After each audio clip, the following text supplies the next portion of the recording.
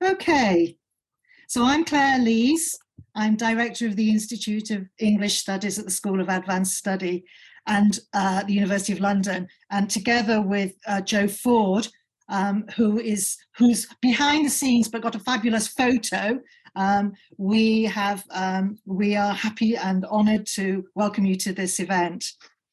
We are here tonight to celebrate both a practice, 2 books and a person, and accordingly, because it's the creative critical and we're a practice that has opened up the fields of arts and humanities to radical, generous, experimental, creative and critical voices.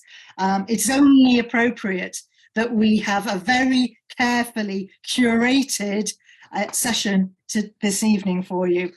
I'm just going to introduce, I'm the chair for the first part of this event, and I will hand over in about half an hour to Florian Mussgnug, who will wave at you, I think, in a minute. There you go. Who will chair the second part. So we also have 2 chairs as well as 2 books. So I'm going to introduce the speakers for the first part of this event now, and they're going to beautifully coordinate a dance, a creative and critical dance through readings, publications and introductions. After which, in the second part, we will have a series of responses, muses, creative explorations of the 2 books, Thinking Through Relation and There and Not Here. So my first speaker tonight is Sharon Kivland, who is an artist, publisher and writer, and based, I've just discovered, quite near me in Southeast London. And then we will hear from the person, Professor Tim Mathews.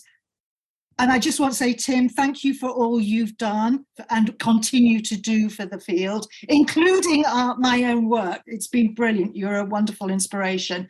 Tim is an emeritus professor of French and comparative criticism at UCL, University College London. And then Tim will hand over to the 2 editors of Thinking Through Relation, Thea, Petrou and Mathelinda Nabugodi, after which I'll just pick up, thank everybody for the first part, and then hand over to Florian. So over to Sharon, and welcome everybody. Hello, I'm not really a speaker, I'm a bit of just an introducer, really. So this is a very short introduction to the press, which will then lead to introduce Tim. So I have a really easy job. The Bibliothèque was founded in a fit of pique in 2017 or thereabouts. And I always say I didn't mean to have a press, and the late and much regretted Alistair Brochy said none of us ever did, in a rather grim way. The publications are modest yet attractive, and they constitute my library, which are based on it was based on my purchase of 100 ISBN numbers. In my role as the editor, and you should hear that as being in bold and capital letters, I invite authors I consider to be good readers, whom I would like to house in my library, or indeed to become my library, inhabited by me, the good reader. And to date, nearly 100 books have been published. I agree with Nabokov that a good reader, a major reader, an active and creative reader is a rereader. I know my writers and they know me, even when we have not yet met. They have read each other or believe themselves to have done so. They are flirtatious, ruffling pages. I promise to do my best. The best is reading. There are a number of series loosely defined in some instances, and that is my right. First, there was the good series, the good reader, elegant, slim, stapled opuscules taking up themes of reading, rereading, each an assigned and numbered edition of 50 copies and 10 authors' proofs, sold at absurdly low prices. when they're gone, they're gone. This was followed by a series of anthologies, collected essays, artists and writers' projects at the editor's whim. It is, after all, my enterprise. Book covers, as some may have noticed, and yes, I continue to resent two pejorative comments about this, are in varying attractive shades of pink. The constellations, a group of stars forming a recognizable pattern that is traditionally named after its apparent form or identified with a mythological figure, is also a group of associated or similar people or things. And there are two formats in this series. The meteors, a shooting star, a falling star, a fireball, a streak of light in the night sky that enters the atmosphere at high speed where it burns up, is a companion series to the constellations. And the meteors are small books up to 56 pages, which may be slipped into a pocket for reading on a journey, a story, a poem, a miniature essay, short fictions. And then there are slim pamphlets, various, and a final category, rather uninventively called other. I do not take unsolicited proposals, though people do insist on sending them to me, and Timothy Mathews was one of these. Freud writes that the inquirer must not rest content with the first no that crosses their path. But actually, I did not say no. And of course, could not stop myself from reading what Tim sent me, especially as by chance I had been reading his book on Chamarette in order to inform a student and look like I knew much more than I did know about Chamarette. The only thing I really knew was my neighbour Serge in France, when he was a delivery boy in the 20s in Paris, used to deliver to his studio and always regrets not picking up all the plaster plasterworks that were in the courtyard. On my first and subsequent readings, I was hooked on the book, and yes and no became yes, as I knew it probably would at the moment I'd started reading it, once that first step of reading had been taken. This is why there are a lot of things I don't read when they're sent to me, especially the 300-page book that was proposed to me, a Viking saga, written entirely, and this was in capital letters, in the haiku style. So don't tell me I should have read it. You can read that if you like. Once that first step had been taken, the book took shape quite quickly, despite the unpleasant arguments about the Oxford comma. And it lies in nice relation to other books in the catalogue of my bibliothèque that nestles in the library, those that encounter works of art or are encountered by them in mutual exchange. Simon Wortham's trilogy, of which the last one, Berlin W. or Misalliance, was published in December. Adrian Rifkin's Future Imperfect, Murdo MacDonald's Ruskin's Triangle, and the three authors read from their works in December, along with a reading from Isabella Streffen's book Fabulae, which I think also sits in that constellation. There and Not Here is in the constellations and is itself a constellation, encountering works of art and in the engagement with them, its own constellation, as Jen Ashworth writes. It allows the reader to find ways of speaking in the face of loss and absence, how to think and how to be. She says, it is about that most significant and elusive of things, how to be present with art, with the world, with the other. And so I will just hand you over to Timothy Mathews, and thank you. It's been a pleasure working with you, apart from that nasty Oxford comma business. Thank you really so much, Sharon. It's for those incredibly generous words, and I can only just reiterate what an absolute pleasure it's been working on this book, including arguing about commas. I've just been, you've made me feel that everything about the book just matters, and that was just a real moment of encouragement for me.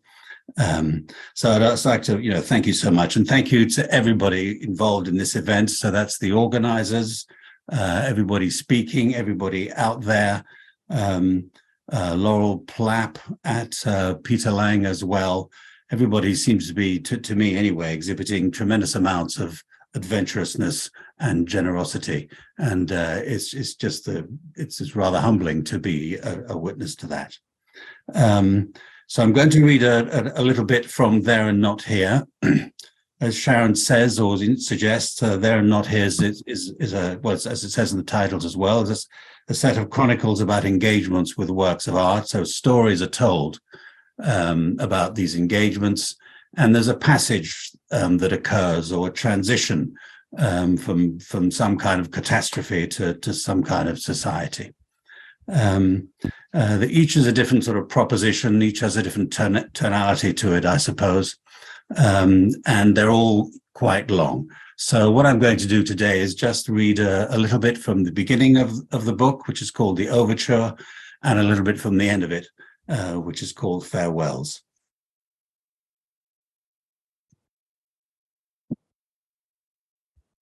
It's hard to say what writing is all about, or the decision to read, or even the idea that just by writing something, somebody will read it. Take out the commission, the word counts and the deadlines, and there's only raw self-importance left. Or maybe just rawness, no importance at all, or voice either. Find a voice then. But why? There are so many ways to engage and survive for you, me, or anyone. Why write at all? Nothing like starting with a question to which I don't have an answer. At least the question's an obvious one. There's so much writing available on all your devices too, as well as so many exhibitions to visit and streamings to watch. It isn't unusual to start wondering about the relations involved, about relation itself, the ability to relate to each other or the willingness to, and the kind of relations we should wish for. Writing at its simplest is just one of the many ways of relating to others. Its basic elements involve questions of why, how, and who. Even though you're here with me now, we're all engrossed in worlds at best distinct and frequently incompatible. What one writes and the other hears is never exactly shared. It's more like something imagined and reimagined, and projection is our constant companion. And we'll have to wonder about disentangling generosity from appropriation. It's hard to know why art matters, and even though that may seem obvious to many, many also wondered about the connection of art to life as it's actually lived. In spite of its long history over many cultures, tense conversations continue about how art should be responded to, and even why anyone should respond at all. For some, approaching artifacts as documents tells us what we need to know, and artworks are like so many signs of the times, telling how things were and what relation we can have to the past and the present as well. Marcel Proust in Sodom and Gomorrah writes that even the intimacies of sex are written in a language so imbued with its moment that it's the moment itself that speaks. And all the gestures, intonations, ornaments, features, and styles in which we recognize our time begin to speak at once. Proust's writing walks many tightropes, though, and in exploring social composition and its Darwinian complexity, he's also inviting people's subjective engagement. It's just an example, and perhaps Proust's writing isn't what you like. And there's a film of randomness floating over all our likes and dislikes in any case. But the example of Proust does show the distinction between different kinds of knowledge and different understandings of what an experience of art might give. There's always a choice involved, especially whether or not to give any of yourself at all. And as well as looking for documents, they might also be looking at the theatre of our attachments. Proust, like so many others, invites us in, and I find myself trying to say something by writing about something else.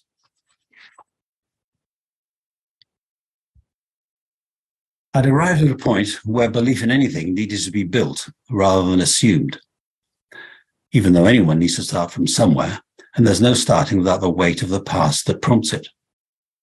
Somehow that seemed to be the point, especially if I wanted to connect with why art matters, why it matters to me, how art might show what matters.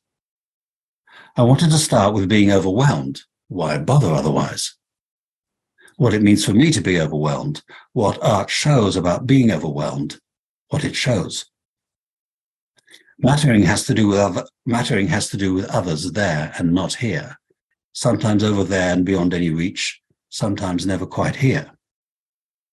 Even love tells of distance and of how any of us might once again fail to learn respect for distance, for what it shows without telling, which is attachment as much as distance itself. Together, attachment and distance show, enact, map, lose, shape, unshape social relation, both lived and mimed in the experiences of art, where you and I and what moves us are never there at once, in the same moment, materially, affectively, or even morally. However much you might try and see what I'm pointing at, you'll also be looking at me pointing and the way that I point.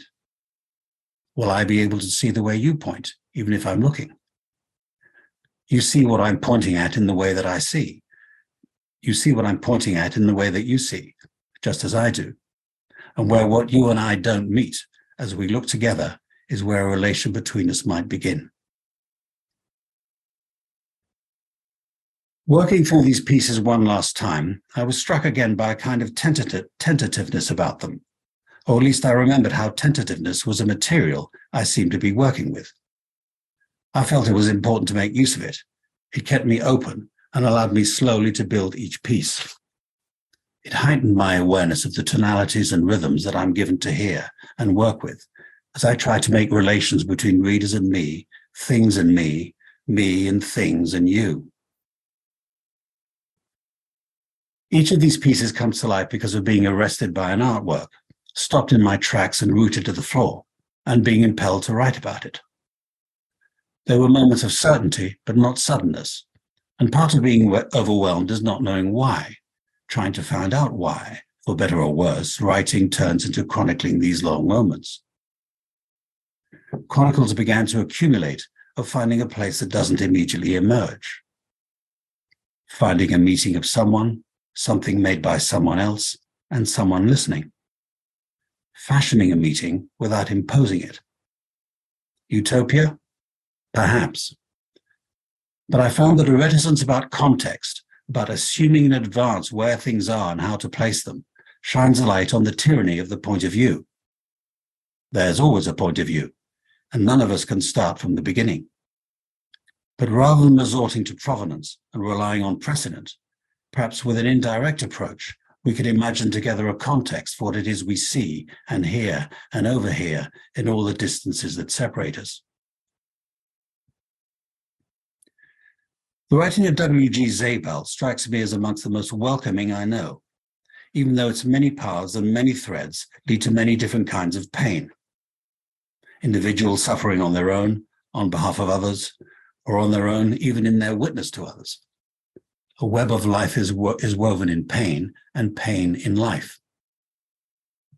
Quite soon into the time of this book, I was invaded by grief, disassembled by the loss of my partner of many years, and if I was to continue with the book, I had no choice but to let the book swim or drown in loss as well. I had no choice but to continue with it anyway. It was all I had. I couldn't sit and wait to get better. I just had to continue. There was nothing else, nor any hope of anything else. The book meandered into the shrieks and the whimpers, the hammered nerve ends of shock. I don't know whether I followed the book or it followed me. The truth of that not knowing needed to be respected for the sake of survival and not going under. I was already under. The book and all its pieces could only ever be about me. There was only me anyway, even though what was happening to me was not happening to me, but it happened to her. To make it about something happening to me would only add to the violence of the disease attacking her life. Her life. There could be no accepting loss without accepting it. Loss, the unacceptable. And the book became a book about the significance of loss, which can only be told by one person, indirectly, with no place to stand. I hope that variously these pieces offer or show or enact the stitching together and the restitchings of life. In loss, there is life, though no redemption, only the living reality of life and loss. I hope to have honored at least some of why art matters to life. And perhaps, even if indirectly, how else? To have held my face up alongside the hatred of depth, the disregard for suffering, the ideological daubing and mauling that are now hitting us once again with such devastation and such glee.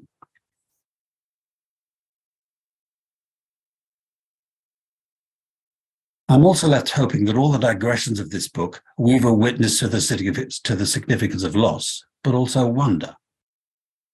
If there are connections between these chronicles, it's for each one of us to discover them, you as well as me, and in the process make or remake or imagine some commonality that doesn't stifle.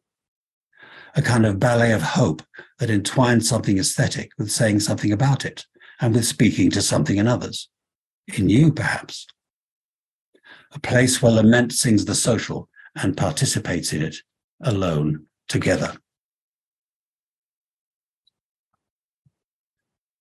And as we spoke a moment later, across all the distances of man and woman, of the one and the many, drawn on surfaces and hidden on skin, distances that make even intimacy, the distances circulating between us of past and future, of presence and loss and birth, I felt the bright golden arms of life and hope. So I'll stop there and hand on to Mathelinda Nabugodi and Thea Petrou, who are going to say a few things.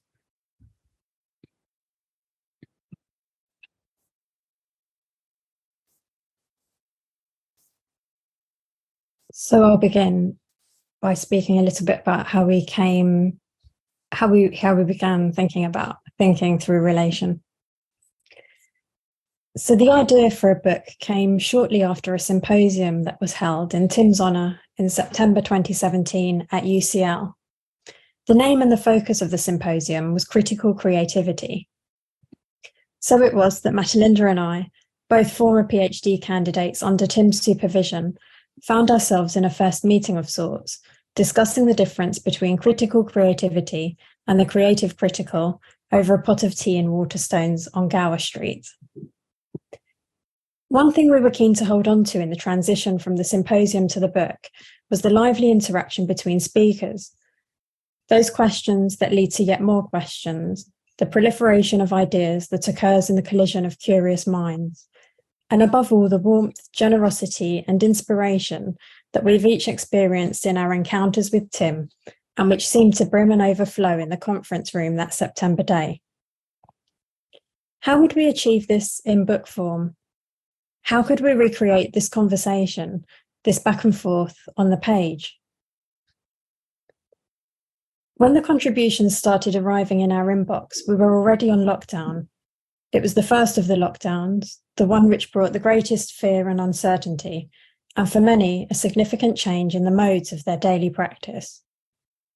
Our meetings took place on Zoom now. We connected on screen from 3 different cities, and at times 3 different countries, although I seemed always to be seated in front of the same huge pile of ironing. During these discussions that revolved around the structure of the book, from within this quiet pause that had been imposed on our usual routines, movement seemed to be the emerging theme. The pieces of writing that would soon make up the book seemed to communicate to one another in waves, ripples, and leaps, across boundaries delineating disciplines, genres, languages, and identities, through echoes that aligned only then to subvert. We picked out some of these words indicating movement, quite literally to use as section headers, but soon found that individual texts would begin to shift as soon as we tried to pin them down, reaching out towards alternative headings, willing themselves into different sections from those we'd assigned them to. Eventually, it was through the words of 5 poets, their engagement with form, rhythm, metaphor, metonymy, and the senses that we found a shape for our volume in the incipits you see heading each of the sections. And so, in thinking through relation, we realised that something of the symposium had persisted in this collection of voices, almost despite our efforts. I'll hand over to Mathelinda. Thank you so much, Thea. And I almost feel like I want to show the book for those who haven't seen it yet. It's a very beautiful cover that, I'll admit, a picture chosen by Tim. So thank you very much for that. I just want to say a few words more generally about creative critical writing. The subtitle of the book is Encounters in Creative Critical Writing. And for me, the notion of encounter is really key to any definition of the creative critical. The creative critical is not a set method. It is not any particular way of doing research. It's not a set of rules. Rather, I think it's best understood as an encounter with the unknown and uncharted. It is a willingness to depart from the familiar forms of academic writing in order to discover something new. In finding new ways of writing, we also open up new avenues for thinking. I often find myself setting creative critical in opposition to conventional. Not that there's anything wrong with convention per se, but simply because sometimes sticking to the old ways is another way of being lazy, avoiding the challenge of really engaging with the present. Because any given moment will pose its own set of questions and challenges. In our own time, academia is in crisis, demonstrated by the wave of strikes hitting universities across the UK.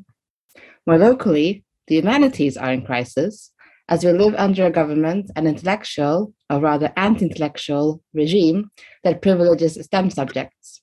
The simple certainties, of algorithmic reasoning over the slow work of critical examination. More globally, the world is in crisis. Escalating war and conflict and ecological disaster are posing a real threat to the survival of life on Earth. In this global context, we know that business as usual means certain death. The analogy is not perfect, but we may wonder whether, even within the narrow sphere of academic research, business as usual may not imply a certain intellectual death. The humanities are beautiful because we engage with what makes us human.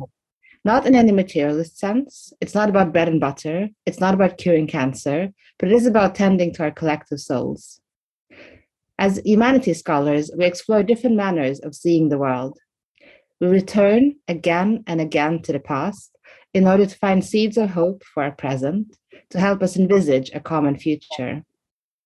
This may sound overly idealistic, but I believe that the creative critical has an important role to play here. Being inherently non-disciplinary, or even undisciplined, it encourages us to think anew, think afresh, think outside and beyond the categories we've inherited. Often it becomes very personal, and it's been really interesting to see how many of the contributors to the volume have taken a personal, first-person perspective, foregrounding their own situatedness, their doubts and joys in encountering literary texts and works of art. It has been a real pleasure to work with all of our contributors to this volume. We're all united in our admiration, respect, and dare I say, love for Tim Mathews, who was, of course, the occasion for the volume. No. From the outset, we editors are very determined to make it into something more than a private celebration, and I really hope that our readers will find many inspiring encounters in the pages of this book. And with that, I'll hand over to Florian to introduce a few of our contributors. Thank you very much. So this is the handover moment, Claire. From Chair 1 to Chair 2, thanks very much again for hosting us, and thank you also, Joe, for bringing all of us together. It's a bit overwhelming, actually. I was just looking at the names, and there are several people in the meeting who I haven't seen for a while, and if this was in person, I would probably go around and hug people, which really is just another way of saying that Tim is an extraordinary catalyst of relations, and it's been a great pleasure and an honor to be part of this project together with Thea and Mathelinda. I think this is the only book I've ever co-edited where we spent several consecutive occasions discussing whether a wave was similar to a leap or whether they were completely different. And also the only book where I didn't have to chase, and we didn't have to chase any contributors, where in fact contributors kept asking us, you know, is there anything I can do? I really want this to happen. And probably the only book ever where people kept sort of writing and saying, actually, had some further thoughts on this, and I'd like to sort of add something to my chapter, and could I have another go? Which is really another way, I think, of sort of saying how profoundly we are all inspired by your work, Tim, and how important this is in many ways for all of us. So in this spirit, it's a great pleasure for me to introduce the respondents, and I'll just read their names and institutions because there's so much to say about each of them, and we've got so little time. And I'd ask you again, please, to at the end of each of your interventions to simply hand over the baton to the next speaker. So we have Jenny Chamarette from the University of Reading, then Emily Orley from the Guildhall School of Music and Drama, followed by Delphine from Lancaster University, followed by Clare Finburgh Delijani from Goldsmith University, London, and last but not least, John Schad, also from Lancaster University. I really look forward to your thoughts, to your the work that you want to share, and to your words. And Jenny, you're first in this group of respondents. Thank you so much, Florian. And thank you to Joe Ford for the invitation to come and speak. I'm really delighted to be here to honour Tim's work and to celebrate there and not here and thinking through relation. So just to briefly introduce myself a little bit more, I'm a senior, as well as being a senior research fellow in art based at the University of Reading. I'm a writer, mentor and curator programmer, mostly of moving image. And I would describe myself also as a bit of a nomad, an interloper, often an outsider. But I also want to say that in present company, that also feels like a very welcoming way. And I think that's entirely because of Tim's constellations of network. I think a lot about the spaces in between these different pursuits, between writing and programming and mentoring, and their overlaps, which might come through questions of care or ecologies, embodiment, disability, gender, sexuality. The book that I'm currently writing is called Q is for Garden, and it's about the millennia-old relationships between culture, cultivation and sexuality. So I consider creative practice as a kind of a process of critical personal inquiry. And so it was an absolute pleasure to contribute to the Thinking Through Relation volume and write an essay on honour and honouring Tim. And I was thinking about how to frame what I might say tonight, and a thought just occurred, as they do while you're listening to other people. And it came to me through thinking about an event I recently attended where Leonie Ross, the speculative fiction writer, was speaking. And that question of where to begin with writing. And she said, write the things you know to be true. That's the place from where you begin. And so here are the things I know to be true about creative practice. So maybe the first thing is to begin with the personal, and Mathelinda already mentioned the personal dynamics in so much of Thinking Through Relation. And I say this because for me, this is the only way of knowing that I can know with any real substance. And that capacity to know has come really slowly over time from within and in relation to what's beyond. And I would also say that in the around 15 years that I've spent in academia, what has come to be true for me is that I became an academic in order to become a writer who got paid. And that is, of course, partly true. Academics do sometimes get paid. But I wasn't aware of some of the compromises that come with that. And I feel like the process of coming to know myself is also the process of coming to know myself as a writer. The next thing that I wanted to identify as what I know to be true is that creative critical practice is a form of knowing making, and that knowing making is an act of the body, including the body-mind. And it certainly comes from a different place in the body-mind when I'm writing creative nonfiction or fiction, or to use Emily Dickinson's wonderful phrase, writing its slant, compared to practices of academic writing that might be more constricted. The next thing I know, the third thing I know to be true, is that I am probably more interested in what is critical to the creative than what is creative in the critical. In other words, I'm interested in Walter Benjamin's magic, as Mathelinda Nabugodi juxtaposes so beautifully in her archival accounts of Percy Bysshe Shelley, and the loving touch of Mary Shelley as she meticulously records and transcribes Shelley's work. This is in Mathelinda's chapter in Thinking Through Relation.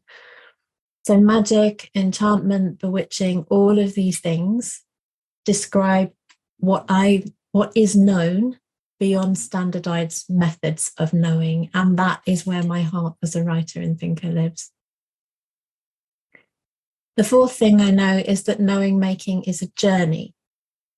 So I wrote in the chapter called Honor in Thinking Through Relation about lived ways of being rather than entrenched codes of doing.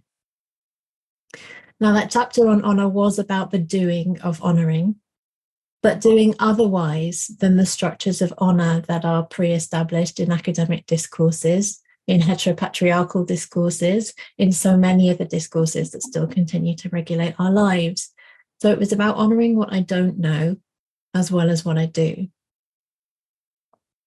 Now, the critical risk of the creative critical is also that it sediments, that it becomes discipline, where creativity can become an instrument rather than a devotional practice. And yet, if creativity were to become an instrument, it wouldn't stick around for long. And I'm minded of Buffy St. Marie, the Piapot Cree Nation singer-songwriter, who once sang, "Magic is afoot. It cannot come to harm.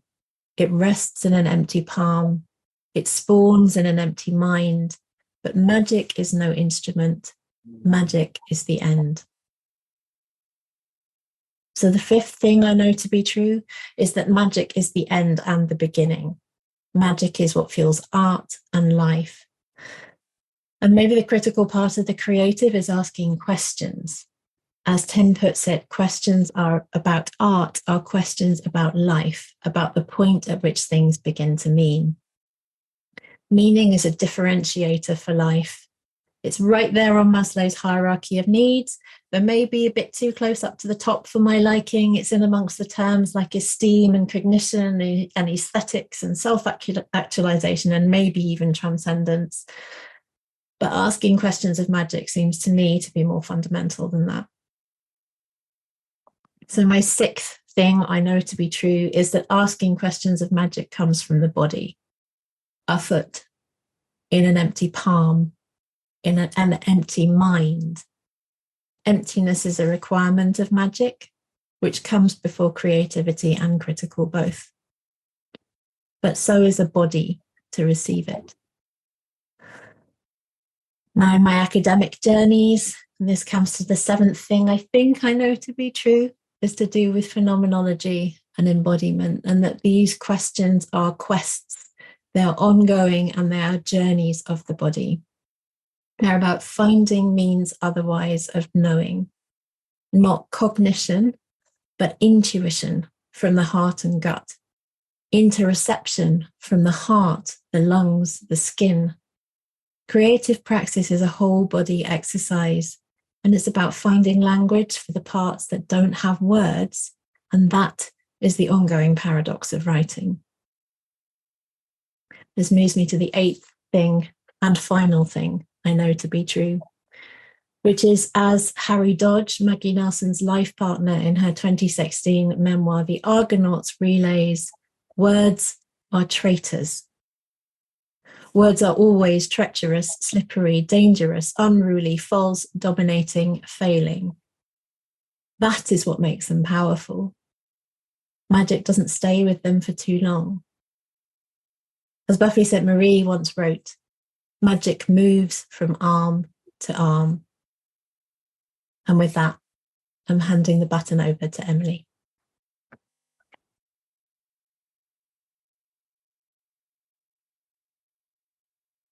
Thank you so much, Jenny. Wow, that's so beautiful. I'm going to share my screen now. I hope this works. Okay, let me know if it hasn't worked. Okay, thanks. So we've all been given 10 minutes. I've timed this so it does fit within 10 minutes.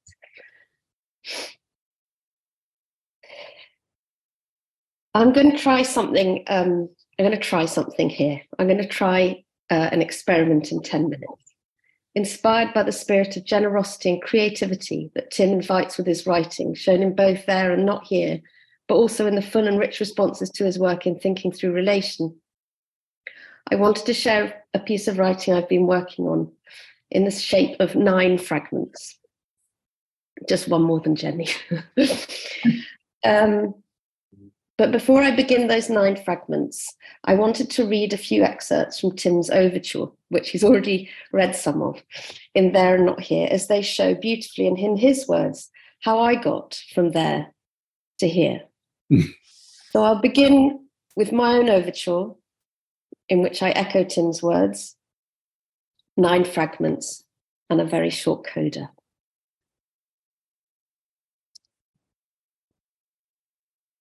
Has that worked? Because on my screen, that hasn't worked. Oh, it has worked on your screen. Yeah. Okay. Tim writes, yet from the start, there is no start. There's no one moment belonging only to one of us. It's not so much us, in any case, as others. All sorts of stages and stadiums made of many voices and bodies and echoes. He goes on.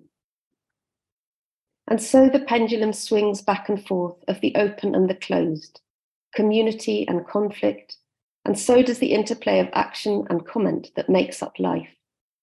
Doing combines with thinking, and remembering with doing. Action combines with impulse, and impulse with thought. And I find myself trying to say something by writing about something else.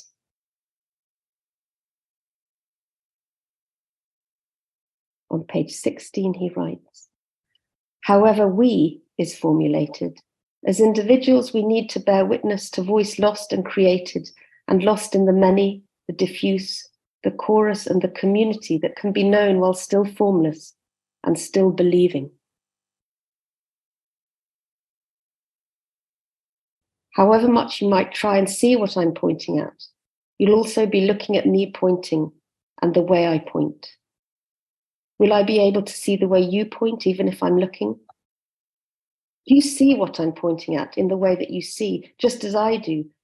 And where what you and I don't see meet as we look together is where a relation between us might begin.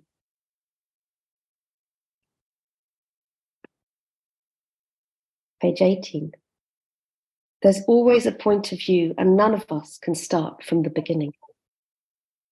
And then, but rather than resorting to provenance and relying on precedent, perhaps with an indirect approach, we can imagine together a context for what it is we see and hear and overhear in all the distances that separate us.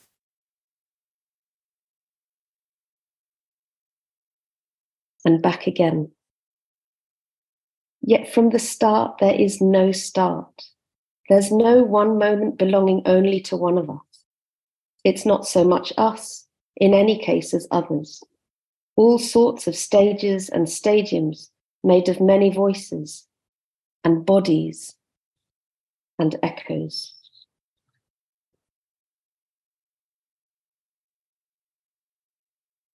And now I will begin my own echo, which is about there being no start, but also about listening, I hope. About the nymph, echo. Fragment 1. The story goes like this, that I was cursed because I was too talkative, cursed to repeat only what other people had just said. I was cursed because when Hera came looking for her lover, Zeus, I distracted her with stories so that he could get away. He'd grown fond of hanging around the nymphs. Hera was jealous, came looking, and I kept her at the door, long enough for him to get out the back. When she realized what I was up to, she cursed me so I couldn't talk again. Unless, that is, I repeated what I'd just heard, echoed. The story goes then that I fell in love with a beautiful Narcissus. I could not seduce him with my own words, but could only repeat what he had just uttered. He rejected me outright, as he had rejected all his other suitors, and proceeded to fall in love with his own reflection, another curse from someone else. He fell so deeply in love that he pined away to nothing, staring helplessly at the impossible and empty version of himself. And I, in turn, who was so deeply in love with him, pined away to nothing too. Nothing but my voice, echoing. But the story really goes like this. It was Hera and I who were lovers.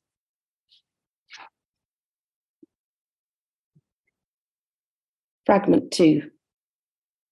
Hera and I, furious, passionate, sparring lovers. If I was talkative, then so was she, the nymph and the goddess. We seduced each other with words and ideas long before we touched. We built whole galaxies with language, infused with energy and light, before we even held hands for the first time.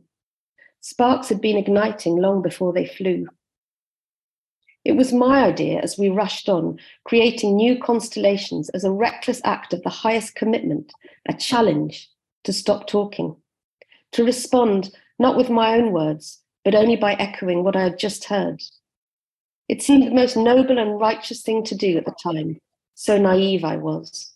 In the height of passion, in that precipitous flush of feeling that your life is as full as it could ever be and nothing else matters but the object of your desire, the choice seemed logical almost. It was proof of my affection, devotion, obsession. It was an articulation of everything I had ever wanted to articulate without speaking. I wanted to shout beyond language, find silence, climb over it, offer it back. Feel more.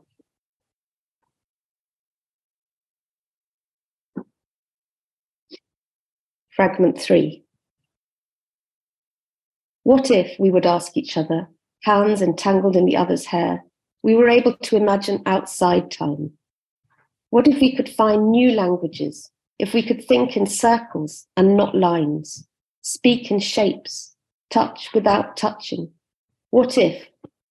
What if we could think not in here's and there's, but in everywhere's, not in thens and laters, but all at once, and then never? What if finishing and beginning happened at exactly the same time? What if we could only listen when we wanted to speak, and when we wanted to speak, we sang? No, echoed. How might we speak beyond language, or not speak at all? At all. At all.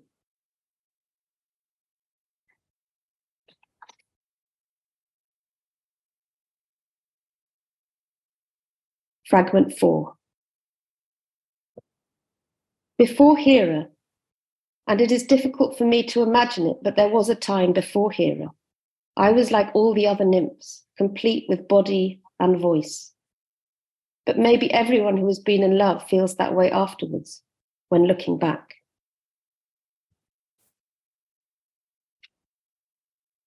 Fragment 5. Nymphs have been largely misunderstood, as I understand it, because we have never been just one thing.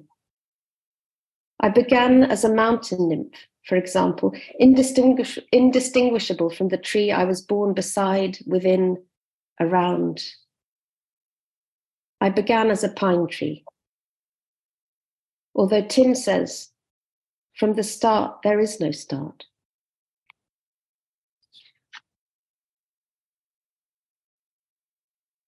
Fragment 6.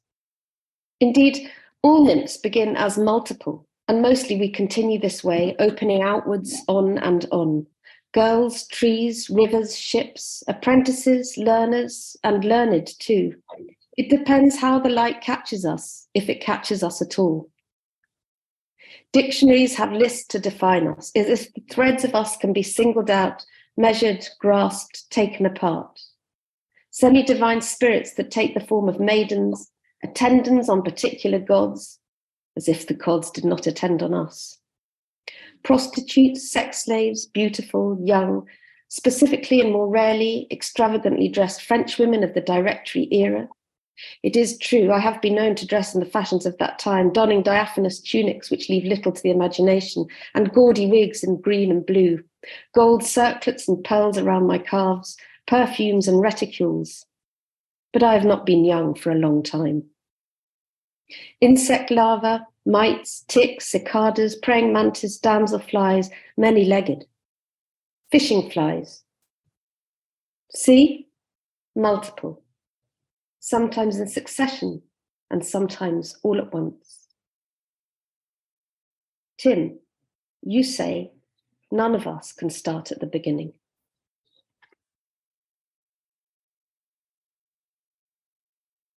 Fragment 7. As I say, I began as a pine tree. My sister was an oak.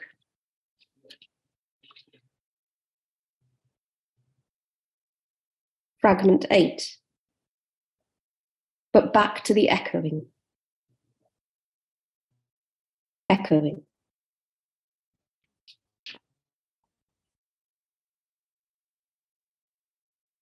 Fragment 9. After the shock of it, the shock of my own self-imposed predicament, the outrage, frustration, shame, torment. After that, I began to discover what happens if you can only listen and repeat fragments that are not your own. What really happens? What if?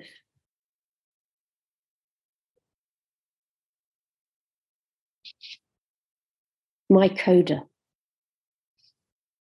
And of course, I echo Tim's words. However we is formulated, as individuals, we need to bear witness, to voice lost and created, and lost in the many, the diffuse, the chorus, and the community that can be known while still formless and still believing. And now I will pass the baton to Delphine.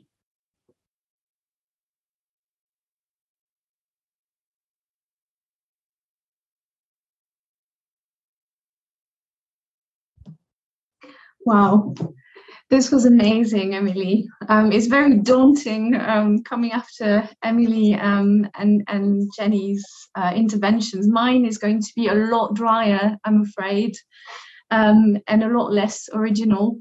But I tried to respond to the second part of Joe's brief, which was the optional part, of, oddly enough. Which was to try and think about how the creative critical could shift the humanities. And I'm going to talk specifically about the relationship, or how I see the relationship between creative critical practice and translation, which I know is a subject that belongs to Tim's heart as well, that he very much cares about. So as the title, Translating the Archives, an autotheoretical experiment of my contribution for thinking through relation suggests, I came to the work of creative criticism partly from the angle of translation. I realized that the forms of academic writing, which I had very often adopted simply did not always do ethical justice to the works, texts, and objects I was attending to. To adopt too formulaic an approach to criticism made me feel like I had failed to give full attention to the forms of writing and subject positions I was embodying. In contrast, the work of translating had always demanded that I not only speak of, but embody, try on, as Kate Briggs speaks of so wonderfully in this little art, the words and thoughts of others in my own writing. I started to see the potential in rethinking critical practice from the point of view of translation as a creative critical enterprise in its own right, a form of practice-based critical engagement with texts. In general, I think of creative criticism as a way of using form to turn a light on, explore and question conventions of critical academic writing, which, by dint of rigidity sometimes, can fail to recognize that knowledge can take and exist in many different forms and bodies, In this sense, we can think of creative criticism as a method in interdisciplinarity in the humanities, which unsettles hierarchies of knowledge between traditional objects and subjects of criticism. In translating the archives, I started to think criticism from the practice-based perspective of translation as a tactile, haptic activity through the works of Hans Art, a work which I have tried to continue since. In what way does the language of criticism touch and engage with texts? What would it mean to reimagine the critic as a translator? Which voices and in what language am I translating when I write as a critic? I will return to the important place I give to translation as a form of critical attention in this context. But first, I want to linger on one of the many arresting moments in Tim's books where he talks about relation and art criticism. So he writes, "You see what I'm pointing at in the way that you see, just as I do, and where what you and I see don't meet, as we look together, is where a relation between us might begin." Everywhere, in there and not here, Tim does this beautifully. Tim's form of creative criticism, what he certainly calls his indirect approach, speaks not only of relation, but the language of relation. From the perspective of what the translation critic Naoki Sakai sometimes calls a subject in transit, when he talks about the mobile position of translators in texts. Throughout his there and not here, Tim adapts, moves, and contorts his language to the material with which he engages so as to give his full attention to it.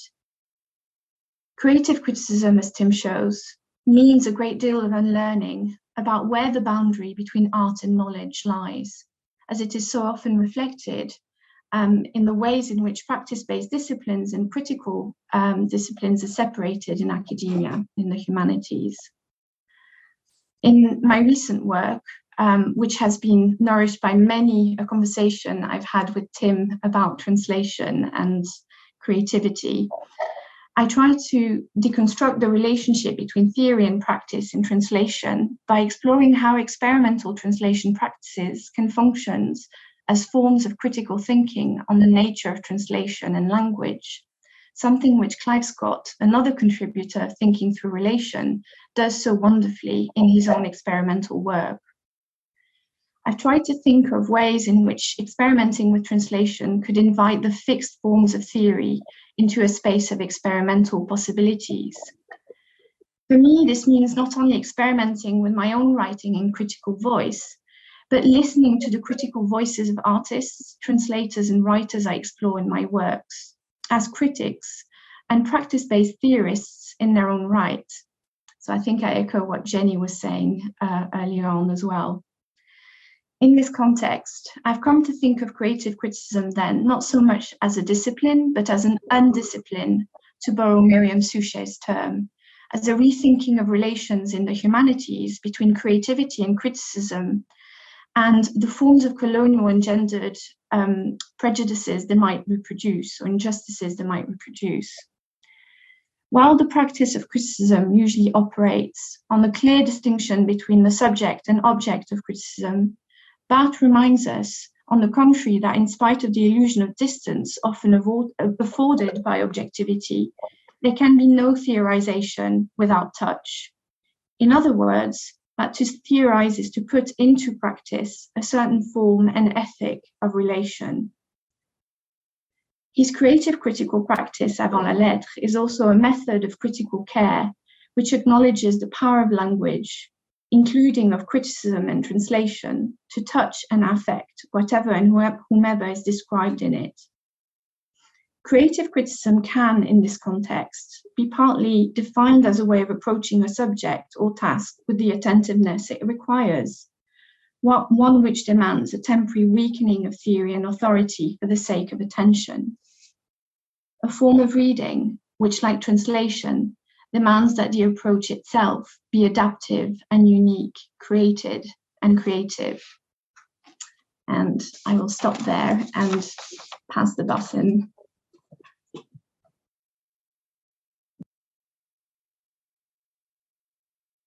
Thank you very much, Delphine. Thank you also to Joe for organising this and for this lovely invitation. I am going to share an image if that works. Does that work? Oh, yep. Yeah, cool, great. Okay.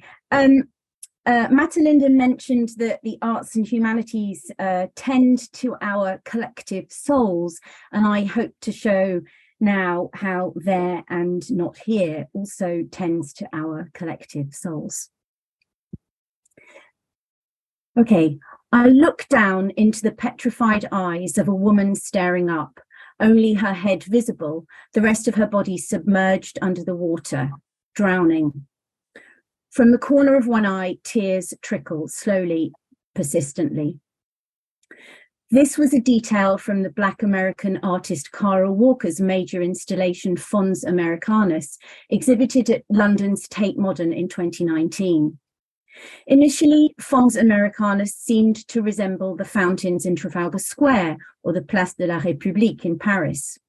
Both of these monuments, built to celebrate freedom from invasion or tyrannical rule, were constructed at the turn of the 19th century, coinciding with a period in European history marked by colonial expansion and when slavery was yet to be abolished. The Black British author and performance artist Selina Thompson's play, Salt, describes the atrocities on which European wealth and power were built in terms relevant to Cara Walker's Fons Americanus. And Selina Thompson says, every penny of wealth, each brick of each intimidating building, the pavement slabs of quiet city streets are built on suffering, massacre, death. Cara Walker's fountain constituted a commemorative monument to the unmarked deaths of those who drowned in the Middle Passage. The water spraying out of the statues became both the Atlantic Ocean, across which millions of Africans were trafficked, and the tears of grief for this crime against humanity. In There and Not Here, Tim asks, the moment being commemorated seems to have passed, or no? Is it some form of continuation that's being commemorated? I'm troubled by where commemoration separates itself from grieving and why, if it does at all. So where does commemoration separate itself from grieving? I'm asking now. How does commemoration separate itself from grieving? Can it? Should it? There and Not Here leaves no doubt that grief for the loss of a loved one tears into the lives of those who are left. We read, the loss of a loved person overwhelms the person left behind. Elsewhere we read, I saw her breathe her last, and still that lives with me now, as it might with anyone who's been drowned in that shock and unable to live with the idea of making it all about their own survival. The shock of grief drowns the griever, engulfs them, undoes them. Tim describes the griever as disassembled by the loss. The deceased person has been lost, is not here, as the title of the book suggests, but neither are they there in the past. Their memory persists as there and here, past and present, death and life swirl and eddy, disturbing the waters of the commemorative fountain. Now is then and now again, we read. The entanglements of life in death and of life and of death in life mean that life is etched in grief for those who have passed, but who have in fact not passed. We read, a disentanglement of beginning and ending doesn't seem on offer. Entanglement, like drowning, washes away subjectivity and agency, the undertow of grief constantly dragging the griever back into the depths. We read again, raw psyche, confusion, words, colours and people all mistaken for each other. It was like veins coming through my skin, like sores or roots erupting from the ground. But there and not here, but in There and Not Here, there's no suggestion that this grief should be overcome or relegated somehow. Commemoration and monuments fix the past. They mummify its subjects. They enclose them in tombs and mausoleums. Mourning shouldn't be replaced with the stones and the mortar of monuments that remind us of the past, but neutralize and anesthetize the past's pain. In There and Not Here, grief is not to be separated from or replaced with commemoration. Mourning doesn't represent the end either of a life or of a memory. On the contrary, mourning becomes a beginning, a foundational, primal moment. We read, "There's no starting without the weight of the past that prompts it." And elsewhere we read, "The violence done to you is offered back as my beginning." Tim cites a number of artists for whom beginnings are contingent on endings. The painter Marcus Lupertz's retrospective starts with the words, "In the end is my beginning," no doubt taken from T.S. Eliot's verse, "In my end is my beginning." And in the visual artist William Kentridge's film, the words, "Let the drama begin at the end," flash up in bold. There and Not Here shows us that mourning constitutes a beginning for us all. Even if we haven't suffered grief personally, generations before us have, meaning that inherited grief intrinsically, if unconsciously, shapes us all. Tim writes, "The aggression of grief and then its absorption in mind and body have happened before, making each one of us what we are now. We have to acknowledge that grief is an element we swim in, not a sea we drown in." Jean Genet notes the graphic and phonic likeness between the words amour and mort, love and death. According to Genet's ethics of radical equality, everyone dies and everyone is worthy of love. Everyone deserves to be grieved and to be remembered. My reference here isn't random because Tim supervised my PhD on Jean Genet, and I'm really delighted to see Mata here. I noticed you, Mata, who also did her PhD with Tim at the same time as me. For Jacques Derrida, mourning is interminable. It's without limit. It's without any possibility of being normalized. And this reference isn't random either. Derrida was profoundly impacted by Genet's works.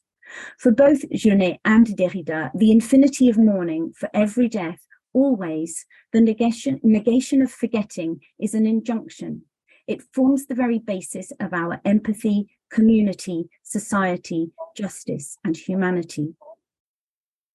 So against the vertical vortex that sucks the present into the world of the deceased, There and Not Here also proposes more horizontal, diagonal, multi-directional networks of relation, community, and companionship.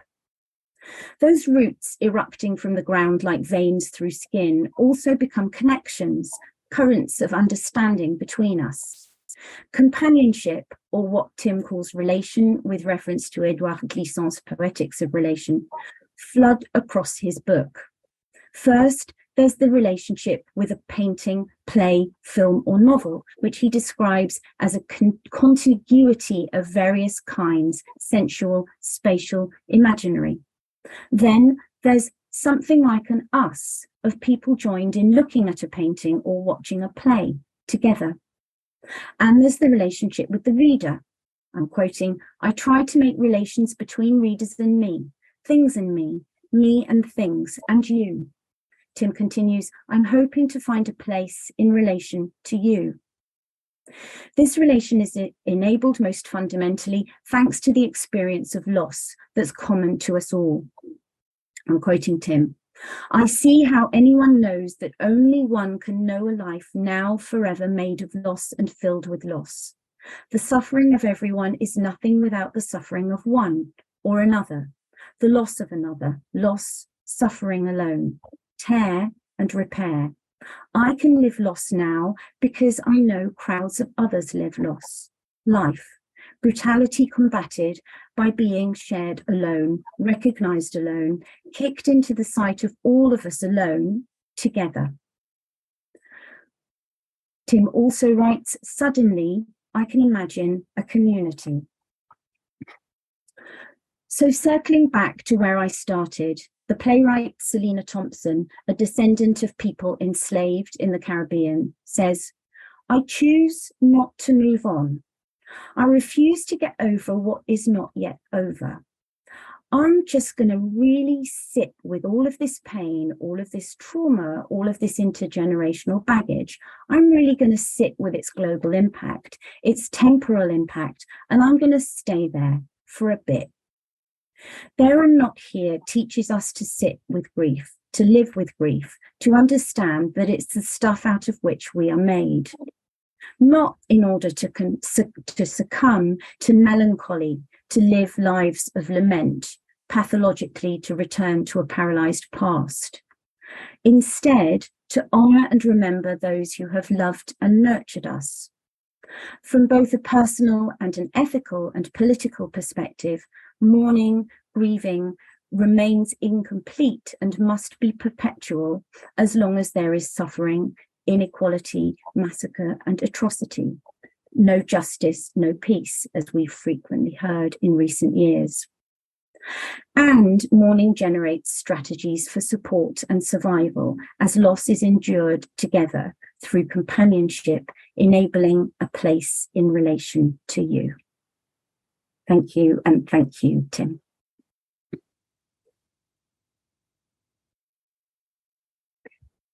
And I am now handing over to John. Thank you. I'm just going to try and share this. So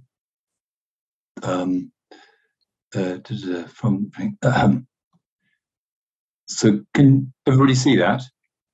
No? Not yet. Not yet. Okay, I'll try again.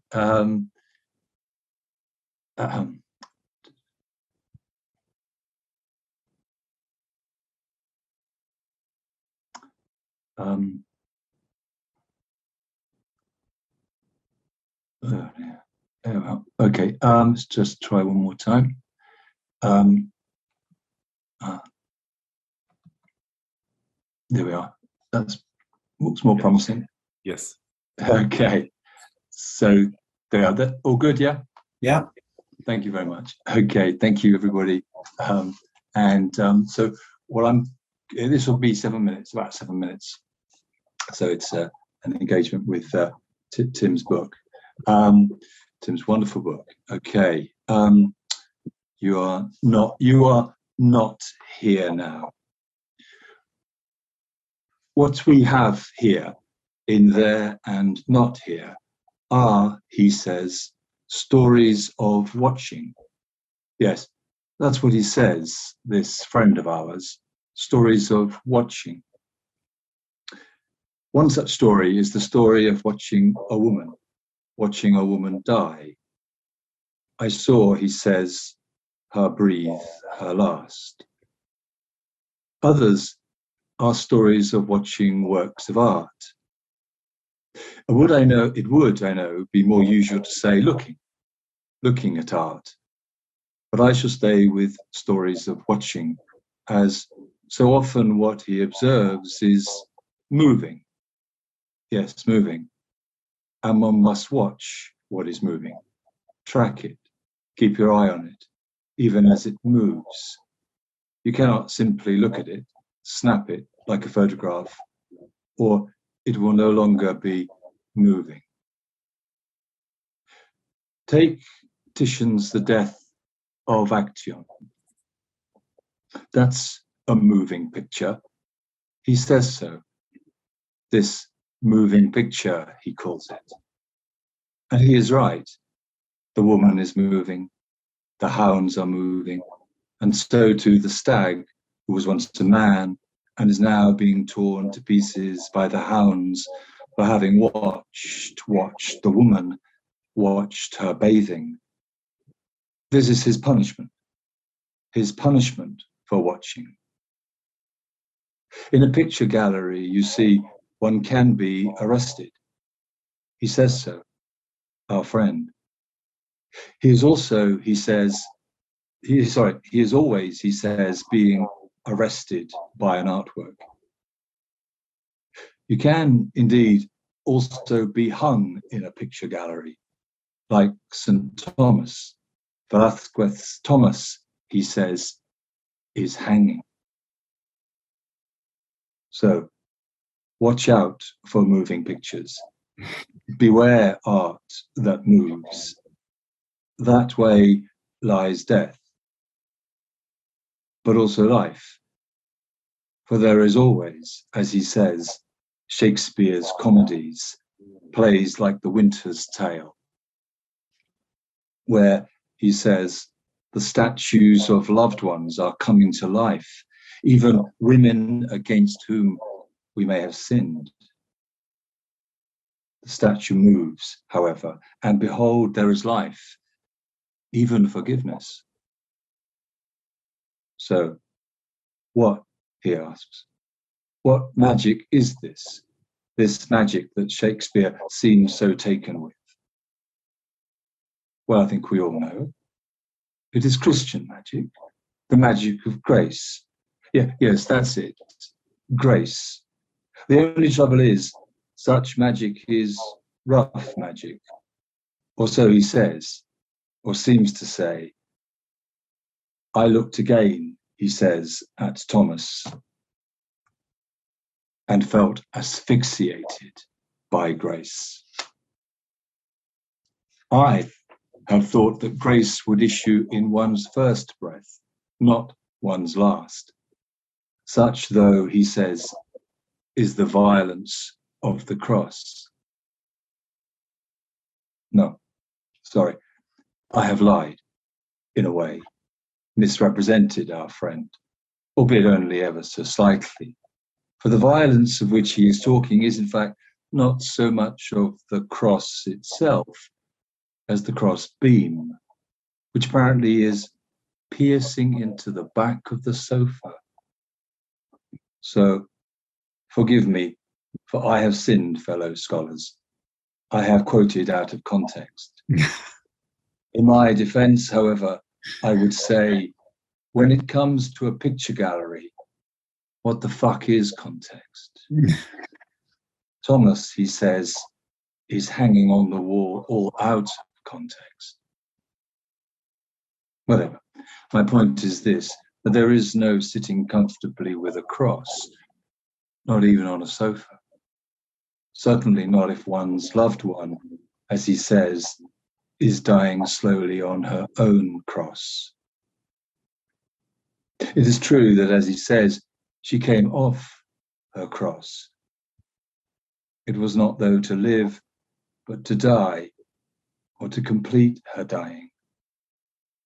As I watched, he says, I could feel her last breath coming. So, to resume, the statues of our loved ones may move, but only to heave themselves up just enough to ease out a final marble breath. And we should not be surprised at this, since art, he suggests, is dying. Consider, he says, a note on the piano. On the piano, he says, the sound dies. It is the dying, he says, that you hear. And it is the dying that we see, really see, whenever his loved one approaches, for she is never named, not once, which is to say she is only ever a ghost. Indeed, at times she enters a sentence quite unannounced, as just she or her. And for a moment we have no idea who she might be.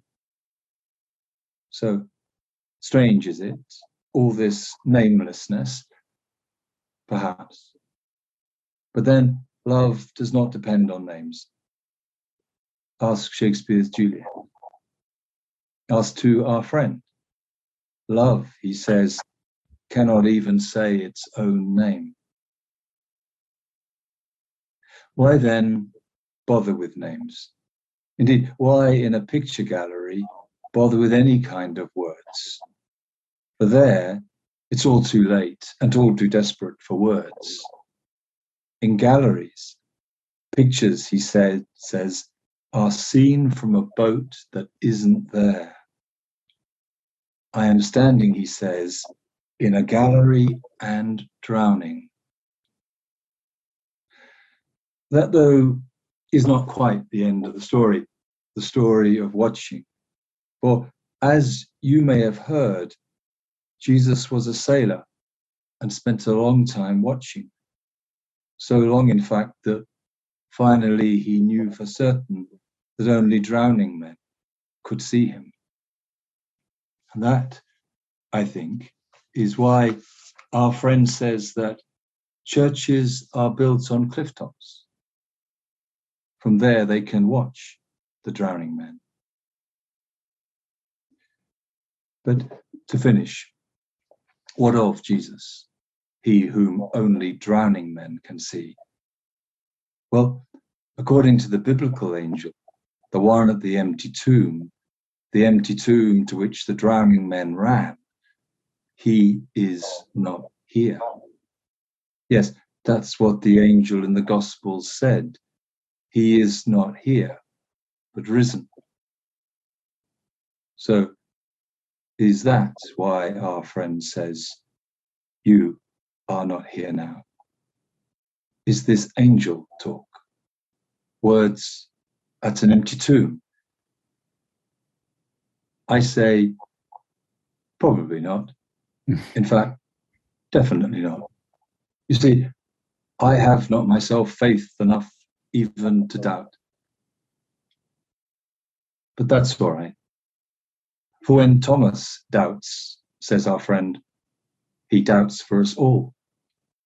To put it another way, when our friend drowns, he drowns for us all.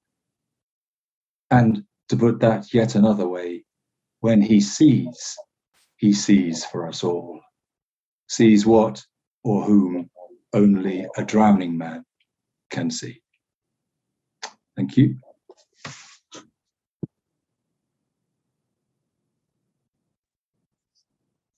Try and stop that sharing.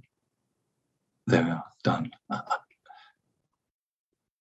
Thank you very much, John, Claire, Delphine, Emily, Jenny, for 5 beautifully attentive and intimately probing interventions. I think we all are feeling the magic after these, and also magically we're on time, which is quite extraordinary. And despite the ambitious choreograph which we variously discussed, and where I was very nervous about having to interrupt people, it didn't happen at all. And we've got 20 minutes or so for questions, comments, discussion. Any thoughts that you'd like to share? Any words that you'd like to add? And since we heard so much about voice, I think I would hope that people will be happy to unmute themselves, which the setting allows, and not feel that they have to write text in the chat, although you can do that if you prefer, or if your connection isn't working well. But if there is anybody who wants to break this down, yes, and Mathelinda, please. Yes, I can't help myself. I just jump in while people are formulating their thoughts and say thank you so very much for those wonderful readings. The fact of the matter is we have not shared these texts before, so it's so beautiful to see those responses instead of more writing coming out, and it's really thoughtful and nuanced ways of responding to Tim's work and to the volume as a whole. And it's really humbling as an editor to sort of see how that work, how our work on the volume has sparked new thoughts. So thank you so very, very much. Yeah, thank you. Absolutely. Nigel Wood Nigel, you have your hand up, please. Yep, it's fine. Yeah, I mean, thanks for this. It's great to have the feeling that one is not alone in thinking these thoughts, however disparate our institutional spread might be. I've got 2 things to say. I mean, first of all, there's a level of suggestiveness.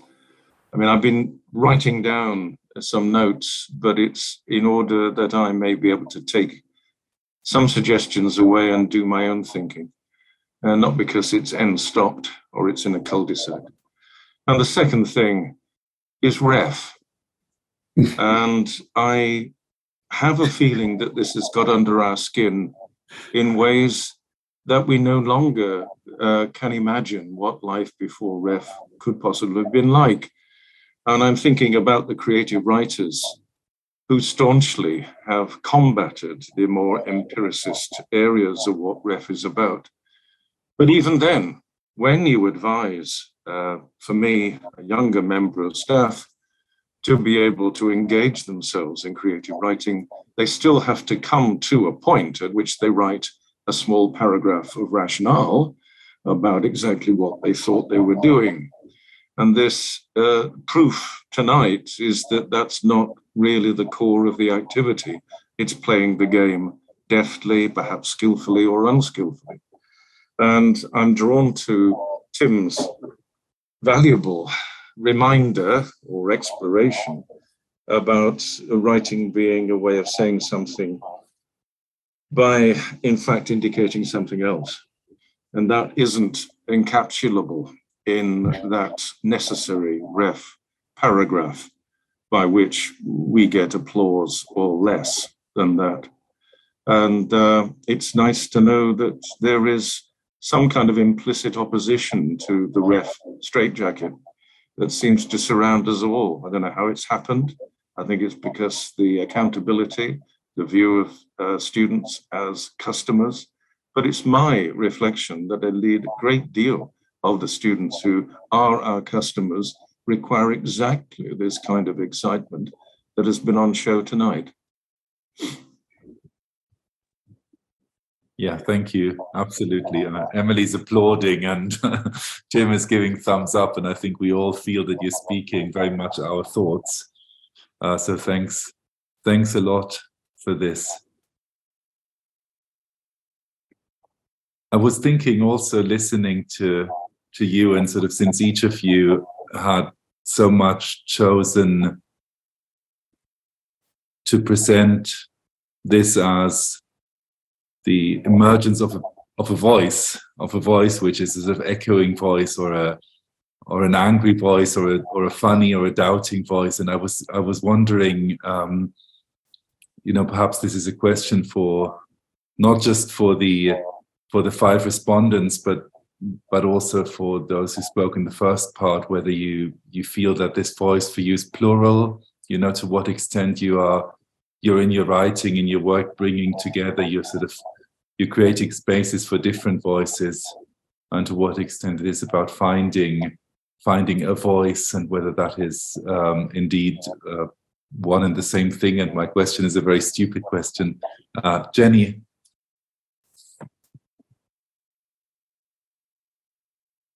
Yeah, I imagine that the other contributors will all have things to say about voice and about collective and voice and finding voice. But something that's been on my mind very much recently is the chorus, and how fundamentally important the chorus is, not just in terms of sort of literary history and heritage, but also how speaking in chorus gives a place from which to speak. And at the moment, I've been thinking a lot about the ways that chorus is used in Black and queer feminist writing. So Anne Carson's chorus, for example, how important that is in her translation of Antigone. And thinking about other writers for whom chorus is not a side function. It's the place from which our voice can be heard. It's the place from which to step forward and then move back. And so thinking in chorus, feels very important. And it also feels very important for my engagement with my approach to Tim's writing. It feels like there's a resonance that's working that's not about a singular voice of speech, but about that place in relation. So that's what I had to say about voice. Shall I say a couple of? I just want to first thing, just so really so unbelievably moved, I must say, and grateful as to about everything that's happened this afternoon. I mean, I really can't put that into words. That the depth to which people have gone to respond to what I've tried to put out there. What I'm trying, and I think it has something to do with voice, because it's what's so overwhelming about it, makes me feel so privileged, is that many different voices have been have come from the engagement with this book, and I just that's very humbling for me. But I think in writing that book, I never took voice for granted, or other people hearing a voice for granted. And I just want to make that reasonably simple point, that in order to try and make that chorus that Jenny talks about, or imagine it, it really is, in a very humble sort of way, it is about working at it. It is about working on your own, really. It's an imaginary chorus which you might, with some sort of luck, and the luck has completely excelled me today. But I mean, with a stroke of luck, a chorus might be created out of thinking about it on your own.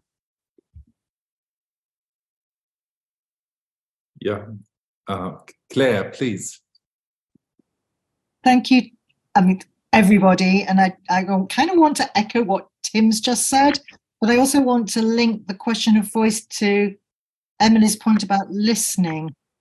And I just want to register how attentive I think people on this call have been to everybody who's spoken on it.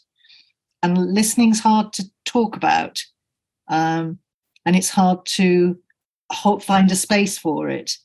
But I think listening there's a chorus of listeners here, is the way that I would put it.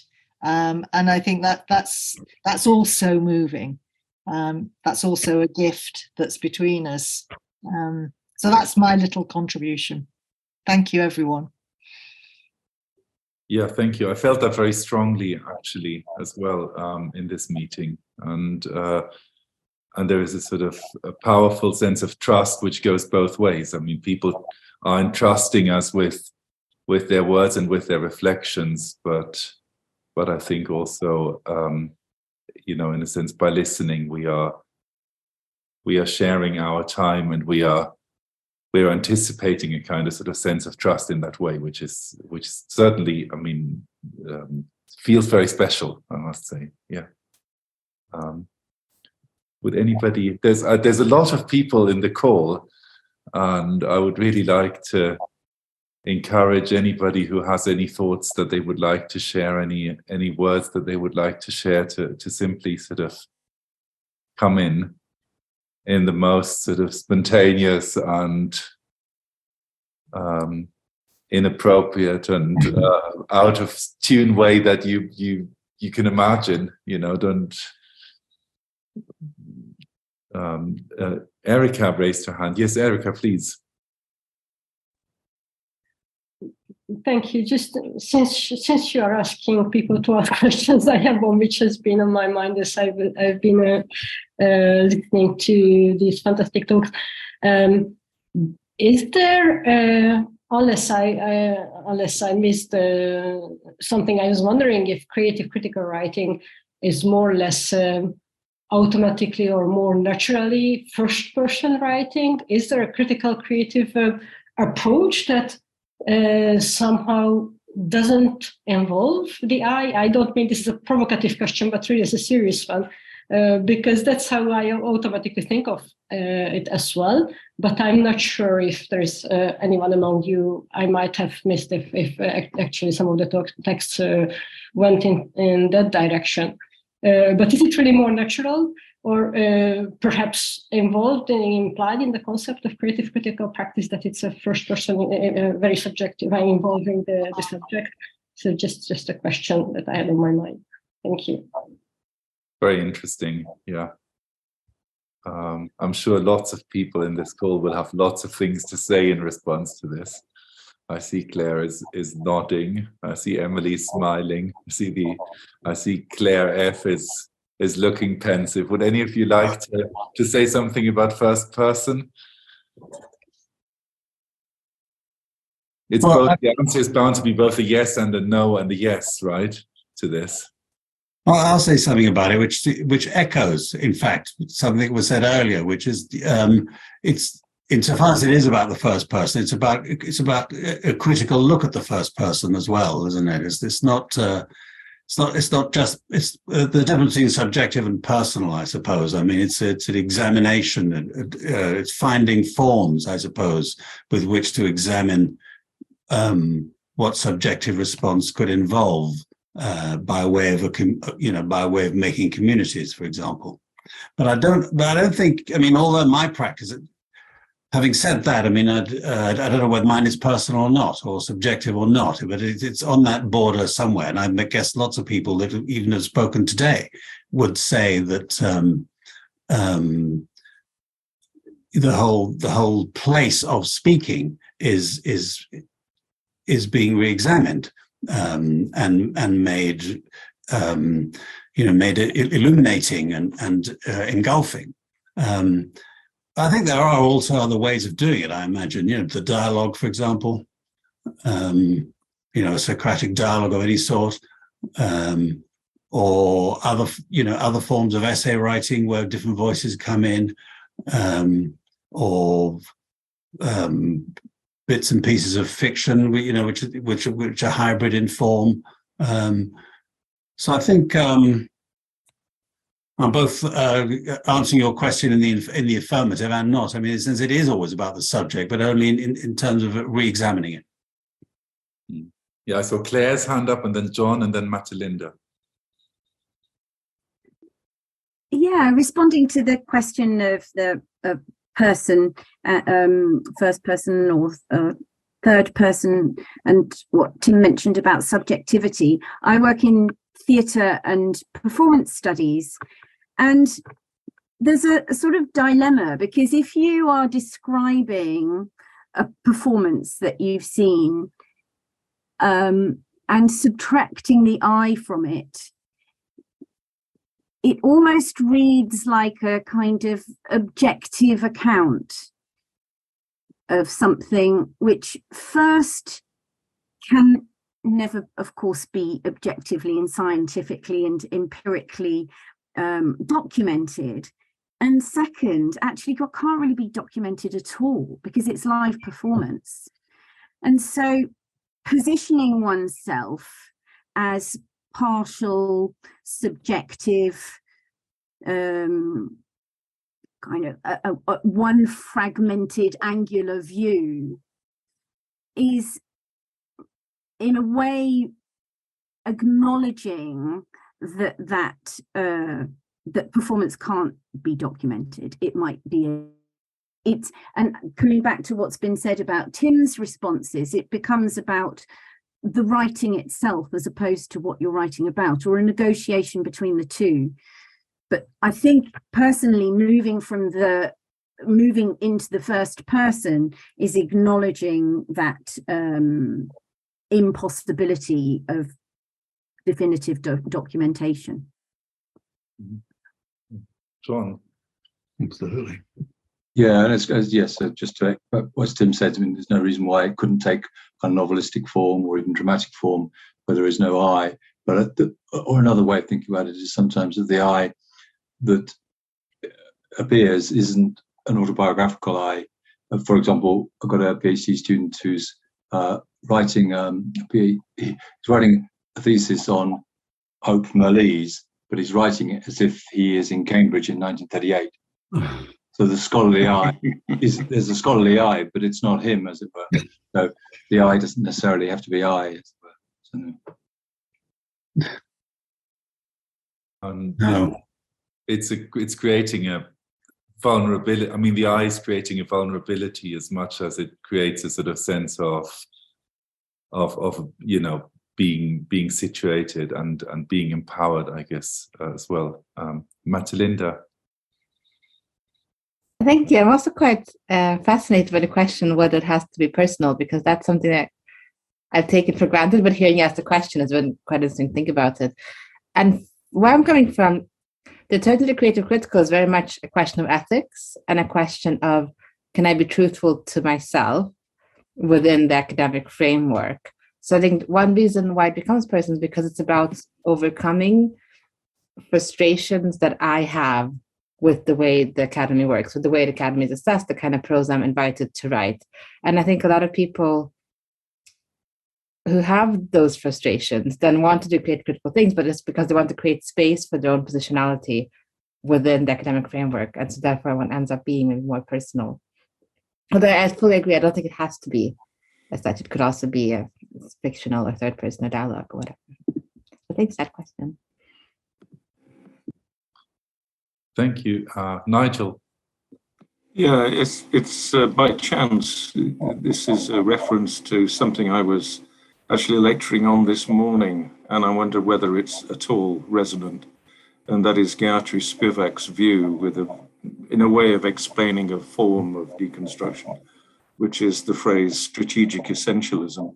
In other words, there are certain occasions where we may wish to pose as a pure first person, a pure I, for the sake of a particular tactic or a strategy, which may not appear in another context as truthfully.